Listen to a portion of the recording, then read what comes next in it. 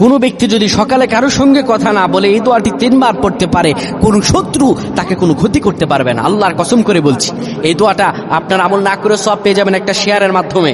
এই দোয়াটা শুনবেন, মা বোনদের কাছে এটি শেয়ার করে দিবেন। নবীজি বলেছেন বাল্লিগু আন্নি ওয়ালাউ আয়া, শোনার পরে মানুষের কাছে শেয়ার করে দিবা। এটি ফজিলতপূর্ণ আমল, এটি আমি করেছি, আলহামদুলিল্লাহ আমি ফলাফল পেয়েছি, আপনিও পাবেন। আমলটা করে দেখেন। নবীজি সাল্লাল্লাহু আলাইহি ওয়াসাল্লামের শেখানো দোয়া, বুলেট মিস হতে পারে, গুলি মিস হতে পারে, কিন্তু দোয়ার ফজিলত মিস হবে না। কোন ব্যক্তি যদি সকালবেলা পড়ে বিসমিল্লাহিল্লাযী লা ইয়াদুররু মা'a ইসমিহি শাইউন ফিল আরদি ওয়ালা ফিস সামাই ওয়া হুয়াস সামিউল আলিম, এই দোয়াটা কোন ব্যক্তি যদি 3 বার পড়তে পারে, আমার আল্লাহ রাব্বুল আলামিন আসমানি বালা জমিনি বালা হার কিসিম বালা মুসিবত থেকে তারে বাঁচায়া দিবেন, বিপদ থেকে বাঁচিয়ে দিবেন। আল্লাহর দয়া রহম তার উপরে দান করবেন। আল্লাহুম্মা আমিন।